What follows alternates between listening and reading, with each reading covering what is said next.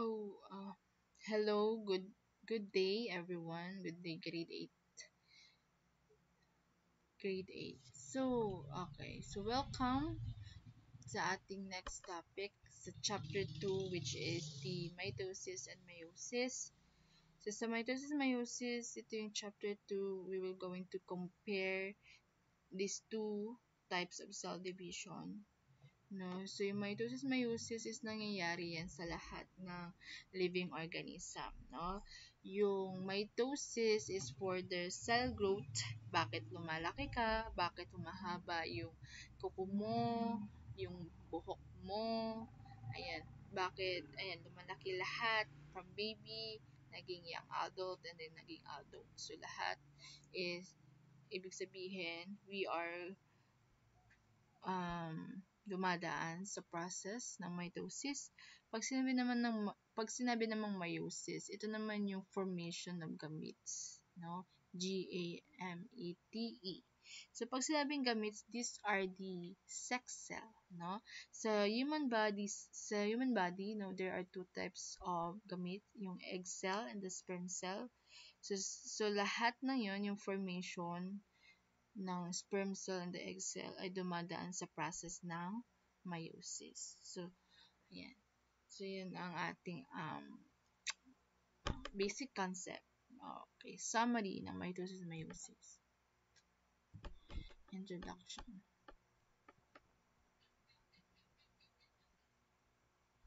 Ayan. So, at the end of this lesson, the given depth learning competency should be met by the students. So, kailangan natin compare mitosis and meiosis and their role in the cell division cycle. So, i-compare natin. So, later on at the end of this lesson, maintindihan natin ano yung mitosis, ano yung meiosis, ano yung process na yun, para saan yun, ano yung importance nitong mitosis and meiosis. Okay? And then, ito yung learning objective natin. Ito yung goal natin. Discuss the events in mitosis and its role in the cell cycle. Explain how these events contribute to cell reproduction. Discuss how mitosis contributes to the maintenance of an organism's normal function. So, yan yung sa mitosis. Okay? So, first, let's discuss, no, yung saan ba nagmumula yung mitosis and meiosis. So, genetics is a branch of science. Na maraming branch of science, diba? Chemistry, physics, earth science, biology, stoichiometry. Okay, so those are branch of science. So, those are different topic, different concepts of science. So, napakalawak ng science. So, in this case, sa mitosis and meiosis, it's a part of biology, no? And genetics is also a branch of biology. So, genetic meaning it deals with the structure of genes, their heredity, functions, and their role in the genetic variations in living organisms. So, sa genetic, it focus dun sa genes, dun sa mismong living organisms. Ano yung bumubuo sa living organisms? Ano yung iba't ibang functions nitong mga genetic material, genes. So, ibig sabihin, yung genes, ito yung DNA. Okay, ito yung mga traits na namamana natin from our parents. Okay, and then cell division is the process by which multicellular organisms produce more cells. Okay, so ibig sabihin lahat ng multicellular organism, meaning to say, pag sabing multicellular from the word itself, ibig sabihin multicellular.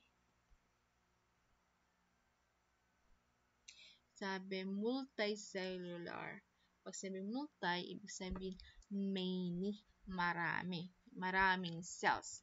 So, ibig sabihin yung mga multicellular organism ay nagpo-produce sila ng mas marami pang cell in the process of cell division.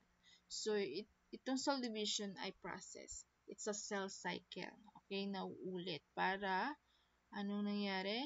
Nauulit, cell cycle, para mag-produce. Anong pinoproduce? Ng mas marami pang cell.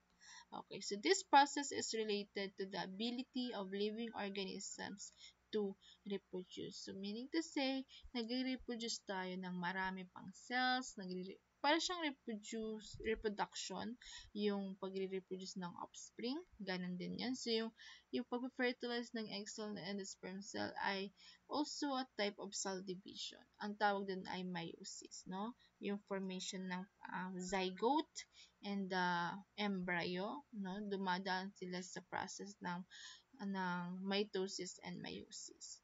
So, ayan. So, sa cell division, production ng more cells.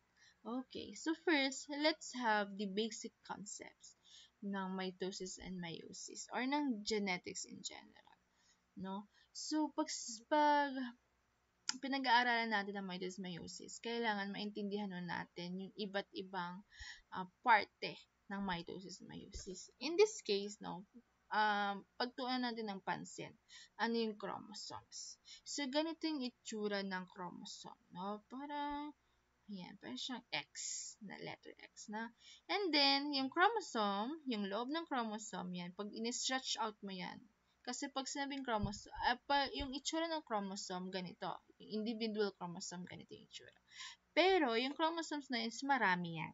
Para siyang binuhol-buhol na sinulit. Okay? So, para buhol-buhol siya, very coiled, buhol-buhol. Yan. Pero kapag ni-stretch out mo yung chromosome, makikita mo yung DNA, which is yung DNA, yun yung genetic material ng lahat ng single organism. Pag sabing genetic material, doon mo makikita yung genes, lahat ng physical traits, ano yung mga physical traits mo, saan ka, sino mas sa kamukha mo, saan ka nagmana, ano yung namana mo from your parents, sa DNA yun. Ito yung kulay green yan, yan yung DNA. Okay, yan, pag in-stretch out mo yung chromosomes, makikita mo yung DNA. So, chromosomes, it refers to a more compressed and coiled status of DNA seen during cell division. So, gaya ng sabi ko, para siyang buhol-buhol na sinulit. Ganun yung itsura ng chromosome natin. Okay? Pero kapag, yan, ito din, no, take note of this. Pag sinabing chromosome, these are microscopic. Pag sabihin microscopic, sobrang liit nila. Hindi mo kayang makita with your own eyes lang. Kailangan mayroon kang gadget, mayroon kang technology para makita mo sila. So, sobrang liit nitong mga bagay na ito. Sobrang liit nitong chromosome, no? Kailangan mo ng microscope para makita yung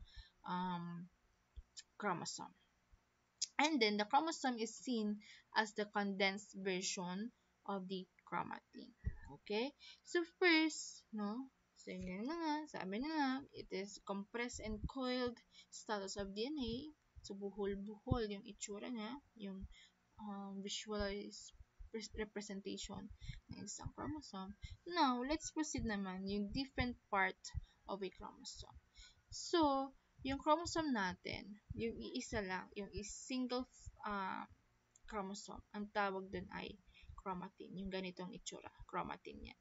And then, yung gitna, okay, ang tawag naman dyan ay centromere. Centromere means center. It is at the center of the chromatin. Okay? So, yan yung dumudugtong doon sa chromatin natin, yung centromere. And then, meron din tayong tinatawag na chromatids. Pag sinabing chromatids, ito yan, dalawa na. Okay? Or also known as the sister chromatids, sabi. So, ito, isang chromatid to, sister chromatid, isang maliit na sister chromatid, at isang mahabang sister chromatid. And then, yung composition ng dalawang chromatin ay tinatawag sister chromatid. Diba ito? Isang chromatin lang. Tapos ito, dalawang chromatin na dumudugtong sa centromere, no? Nakatikit sila sa centromere. And then, ang tawag natin dito ay sister chromatid. And then, yan. So, ito na yung itsura ng chromosomes natin. Okay? So, chromosomes consist of the genetic material of organisms. So, ayan na nga. Okay, so key terms, no? Pag sinabing haploid cell, it refers to any cell that has 23 chromosomes, half of the total 46, or it is denoted as letter N. Now, pag sinabing haploid, ito yung mga cells, it consists of 23 chromosomes lang. Pero kapag sinabing diploid, from the word itself, di means two, it refers to any cell that has all 46 chromosomes, or it is denoted as 2N. So, ibig sabihin, sa isang set of chromosome, merong 23 chromosomes. Okay, so for example, sa haploid, it consists of one set of chromosome, di ba? So, gaya ng sabi ko kanina, pag sabing set of chromosome, meron siyang 23 chromosome. And then, dito sa diploid, meron siyang, bumubuo yan ng 46. So, meaning to say, dalawang haploid to. Okay, so 23 plus 23 equals 46. So, kaya yung diploid cell ay merong 46 chromosomes or two sets of chromosome. And then, meron din tayong tinatawag na two types of cell, yung somatic cells and the sex cell. So, somatic cells are diploid cells with two sets of chromosomes. So, yun. Diba nga? Ibig sabihin, yung somatic cells is also known as the body cells. So, yung skin cells, kidney cells, brain cells, eye cells, no, those are types or those are examples of somatic cells. So, lahat ng yun ay diploid cells. So, lahat ng yung eye cells mo, yung skin cells mo, ay bumubuo yan ng 46 chromosomes. Kasi diploid cells, di ba? Kapag sabing diploid, merong 46 chromosomes. Okay? Merong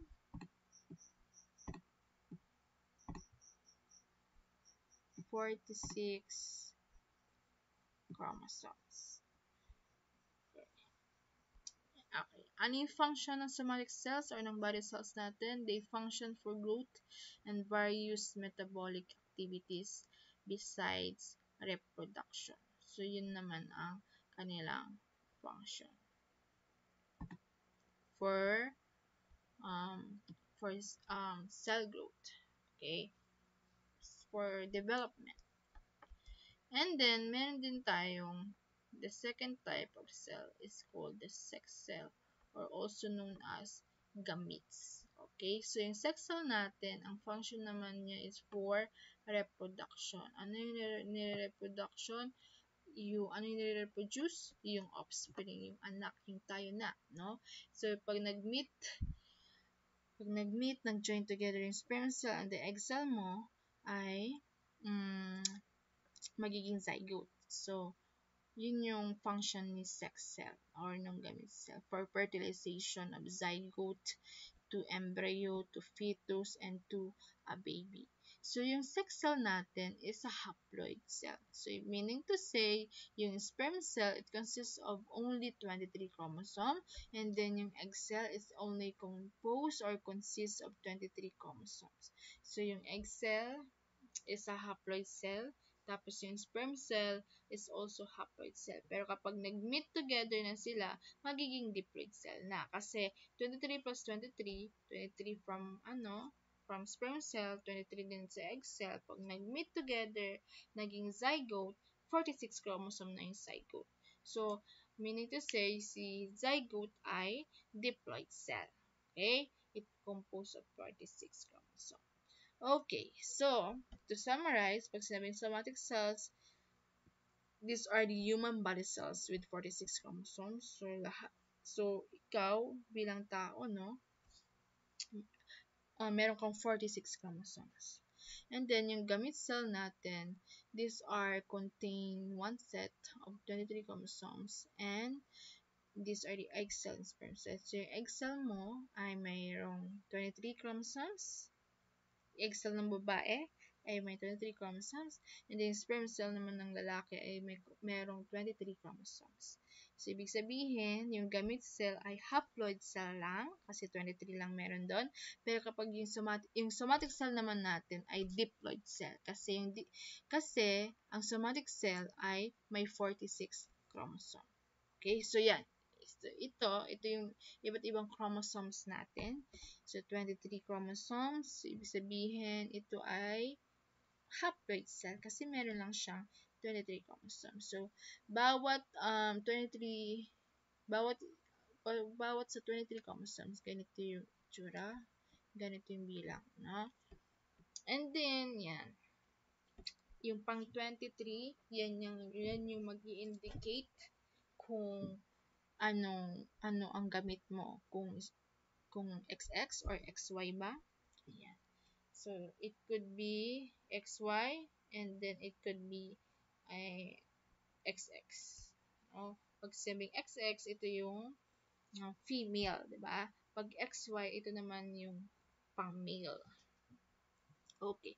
So, chromosomes number varies according to species. So, nakadepende, no? Hindi lahat ng species or hindi lahat ng organism ay pare-pareho ng bilang ng chromosomes. So, for example, sa human, meron tayong 46 chromosomes. So, ikaw, meron kang 46 chromosomes. Ako din ay merong 46 chromosomes.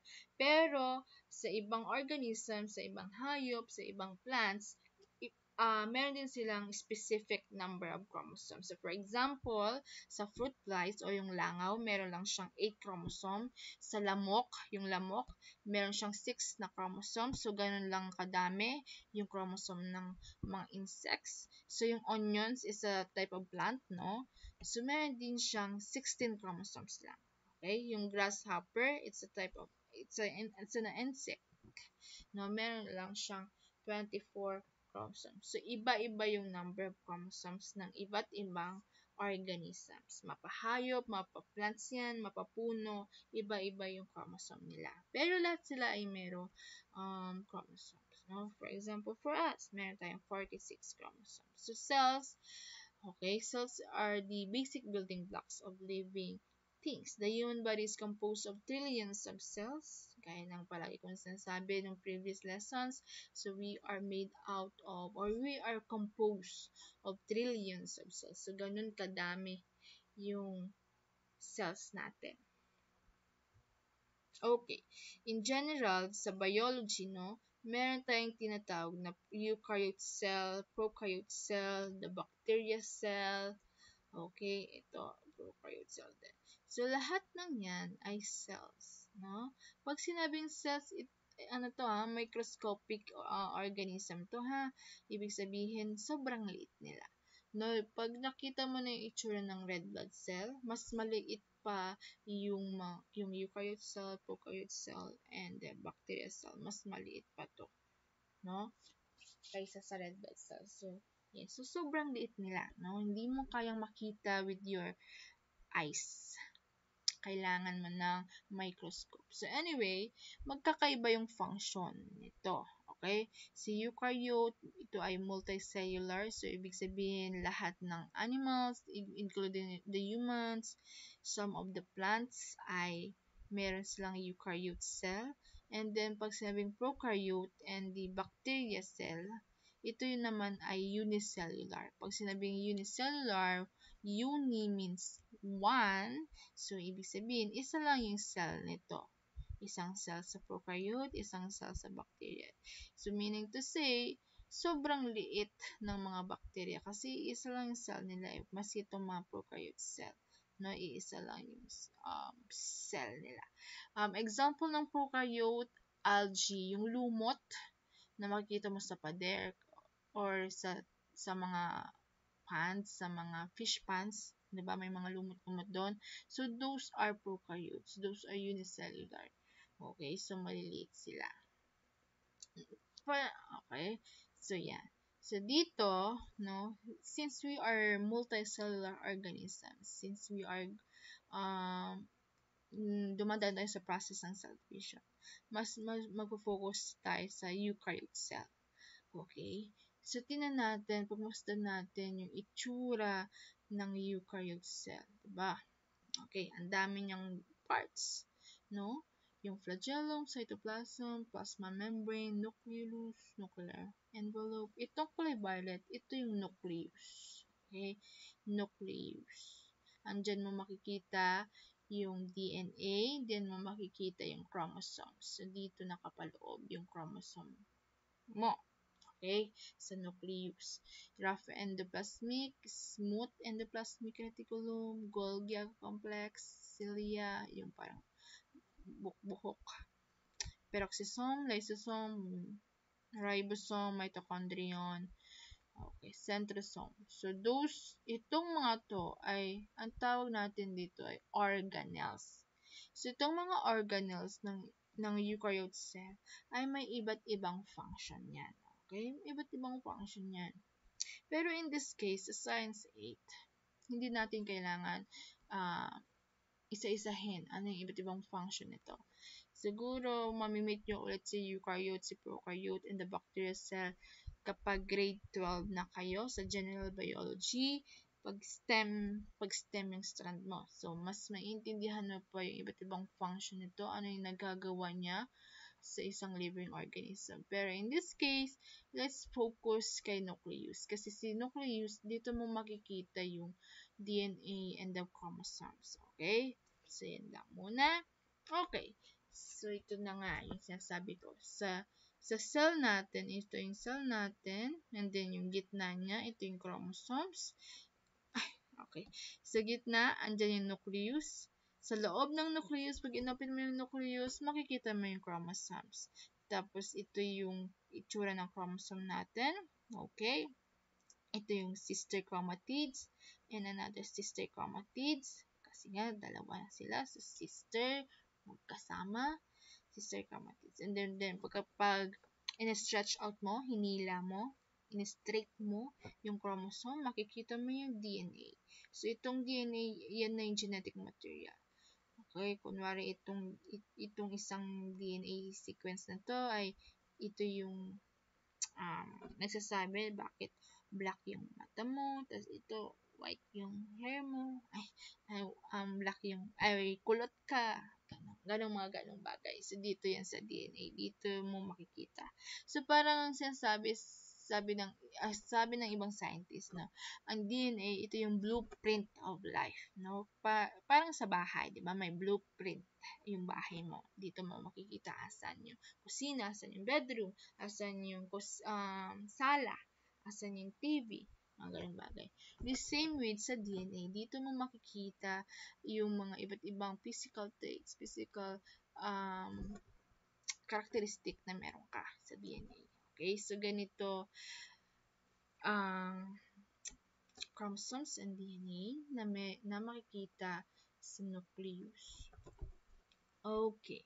So, ayan. So, cell division is a process ng mga multicellular organism. So, like, pag sinabi multicellular organism, ito yung mga plants, animals, and humans, multicellular organism, na nagpo-produce sila ng mas marami pang cells. Okay? So, sa mitosis and meiosis, ito yung summary ng kanilang process. Okay?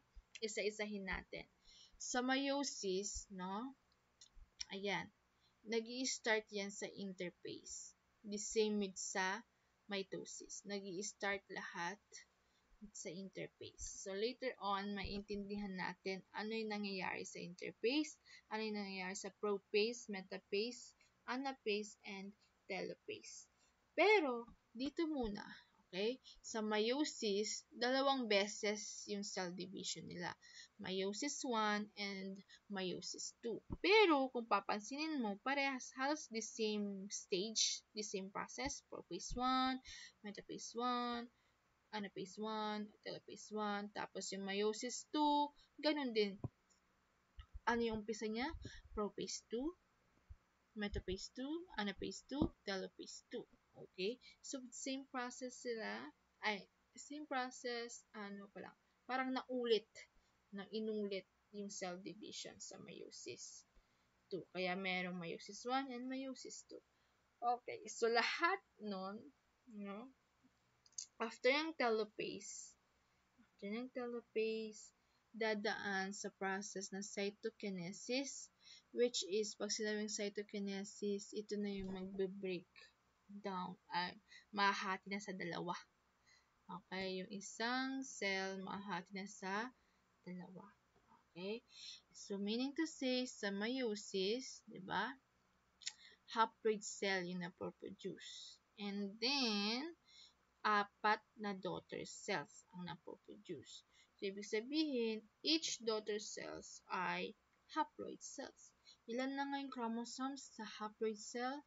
23 chromosomes. So, ibig sabihin, itong unang daughter cell ay meron 23, yung second daughter cell meron 23, itong third daughter cell ay may 23, itong last, itong pang-fourth, pang-apat na daughter cell, meron ding 23 chromosomes. Okay? So, sa meiosis, merong apat na daughter cell na nagko-consist ng haploid cell. Meron lang silang 23 chromosome each daughter cell. Okay? On the other hand, si mitosis, yes, mag-start lahat ng mga cell natin sa unang process, which is the interphase. After ng interphase, ang second na process, o yung pinakauna talaga, basically, ay yung prophase, tas metaphase, anaphase, telophase, and then, yung pinakalas, yung after ng telophase, dadaan na ng cytokinesis, which is mahati na naman sa dalawa. Okay? Almost the same, no? Almost the same. And then, yung sa mitosis, dalawa lang. Okay? Dalawa lang yung na-produce na cell. Pero sa mitosis, identical. Magkamukhang magkamukha. Magkaparehas na magkaparehas. Sa meiosis, hindi sila identical. Hindi sila magkakamukha, hindi sila parehas. Okay? Very different from one each other. Pero pare-pares sila na haploid cell. Pero magkakaiba sila ng itsura, ng ayun, basta hindi sila identical. Pero sa mitosis, dalawang daughter cell ang na-produce, and then, itong daughter cell na to ay diploid cell. So, meaning to say, each daughter cell is composed of 46 chromosomes. So, ibig sabihin, itong isang daughter cell ay may 46 chromosome, itong isa pa ay mayroong 46 chromosome. Okay, may naiintindihan ba natin? Sa meiosis, 4 daughter cells, which is haploid cell. It's composed of haploid cell. And then sa mitosis, 2 daughter cell lang, pero identical, magkamukha. And then, it is composed or it is consist of diploid cell. Okay, yung meiosis, 23 chromosomes each cells. Tapos mitosis, 46 chromosomes each daughter cell. Okay? So now, let's proceed doon sa step-by-step na process ng mitosis. Okay? So sa mitotic phase, or also known as meiosis, it is a type of cell division in which one cell divides to produce two new cell, or also known as the daughter cell, that are genetically identical to itself. So, gaya ng sabi ko kanina, okay, sa mitosis, 2 daughter cell ang napoproduce na identical, magkamukhang magkamukha. Okay? Mitotic phase, it involves division of cellular content. Mitosis has 5 stages: interphase, prophase, metaphase, anaphase, and the telophase. And then, followed by cytokinesis, yung pagdi-divide into two daughter cells. Yung mahati na, mapoform na ng dalawa cell. Okay, so it is immediately followed by simultaneously occurs with cytokinesis. So, after ng panglimang stage, no, di ba kasi yung 5 stage, mangyayari na yung cytokinesis, yung pag-break down, pag-break up, mahahati sa dalawa. Okay, so first, let's have the interphase. So, lahat ng cell natin, mapa-mitosis and meiosis, dumadaan sa interphase stage. Okay, ano ba yung interphase? Okay? So, yung interphase, ang function niya is for growth. Okay? Growth ng mga chromosomes. So, lumalaki yung chromosomes dito. Dumadami yung chromosomes dito. And then, DNA replication. So, yung DNA mo, dodoblehin, i-replicate. Okay, and then the cell function. Okay, so yun yung nangyayari sa interface. And then, pansin natin yung picture dito. Ito yung cell natin. No? Ito yung cell. Okay, okay. So, during mitosis, ang importante naman dito yung nucleus. So, ito yung nucleus. Okay? Inside the nucleus, andun yung mga chromatin. Yung single, lang. Yung ganito lang.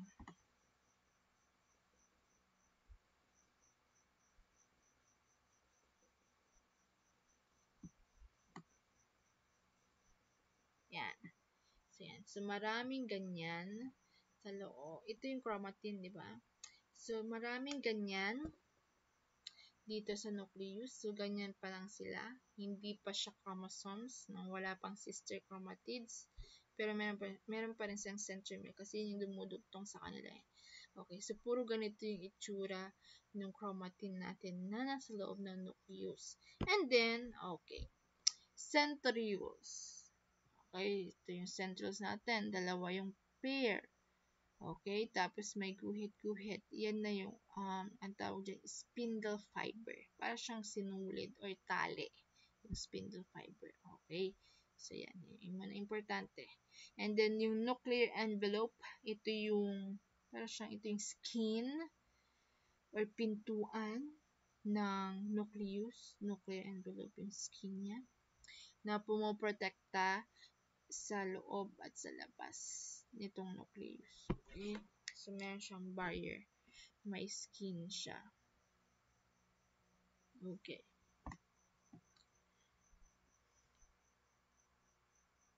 So, yan. So, ibig sabihin sa interface, chromatin muna. Hiwa-hiwalay na chromatins. Nagsama-samang chromatins dyan. Marami dyan. Marami chromatins dyan. Okay. So, para mas lalo natin maintindihan yung process ng mitosis, meron siyang acronym. Ito yung PMAT. Okay, so yung PMAT, ito yung acronym ng 5 stages ng ating mitosis. So, meron siyang ibig sabihin wherein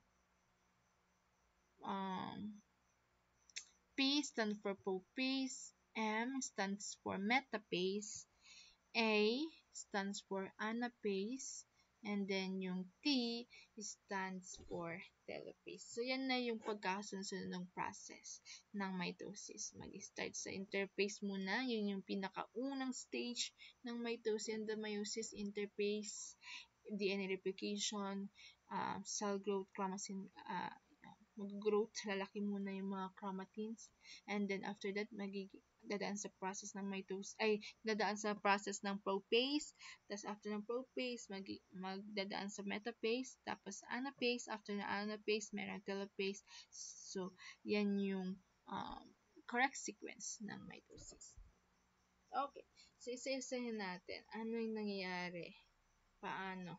Ano yung itsura ng mga chromosomes natin inside our nucleus?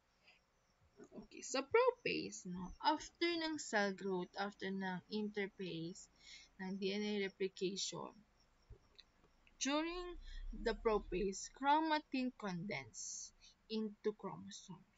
So, meaning to say, yung mga chromatin natin, magmi-meet together na magiging chromosome na. Magkakaroon na ng sister chromatid. So, parang okay, ganito na yung itsura ng chromosomes natin inside our nucleus. Okay? And then also, okay, yan na, di ba? Meron ng sister chromatids. Diba? From chromosome, okay, ang mangyayari,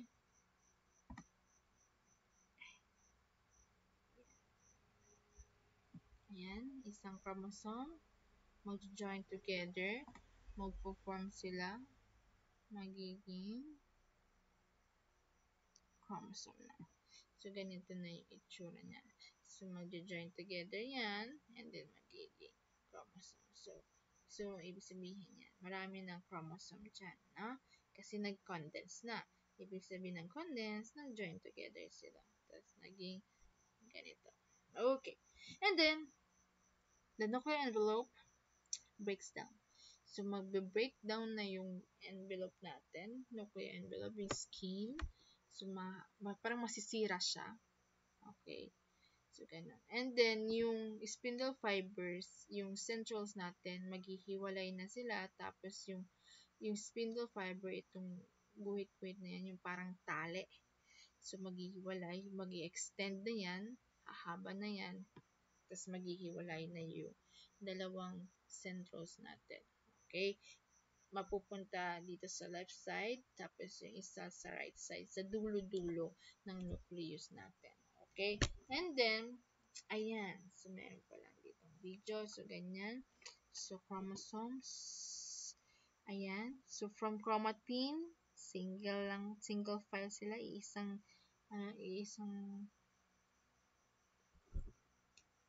and then nag-form na, naging chromosomes. Ayan, chromosome. Tapos yung pansin niyo yung centrioles, naghiwalay, pumunta sa side by side, each side by side ng nucleus. Ng cell. Okay, so ganyan yung prophase. And then, metaphase. Tandaan natin, metaphase stand for M.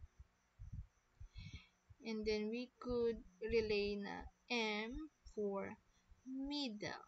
So, ibig sabihin, yung chromosomes magla-line up sa gitna. Ayan.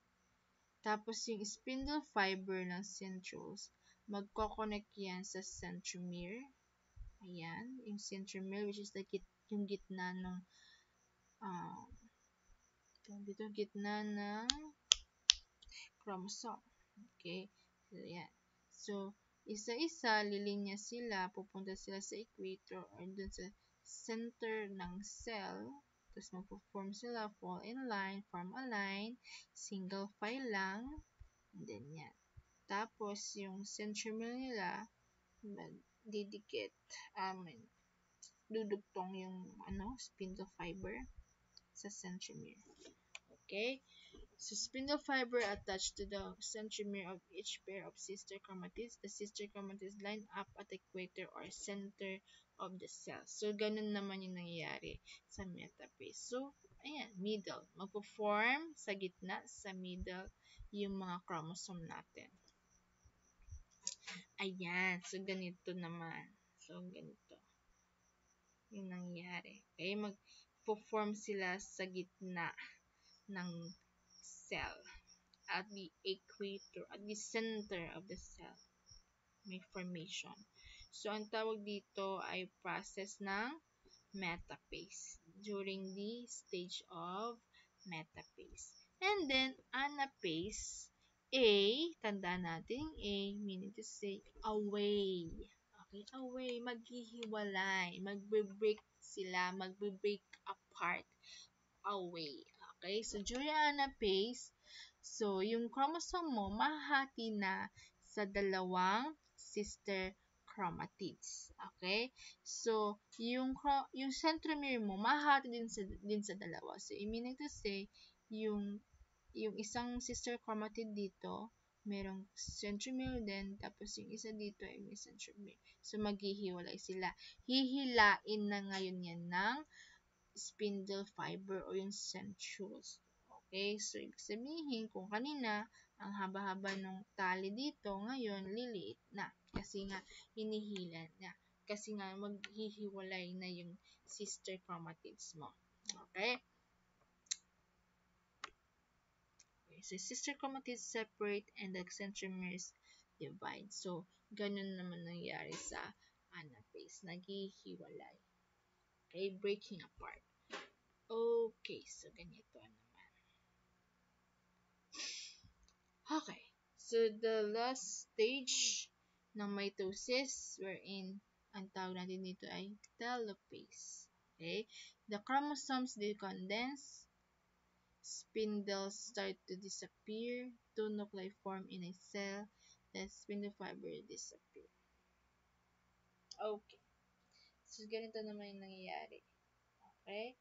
So, babalik na sa dating pwesto, pero, yung kanina, di ba? Chromatin na ulit sila.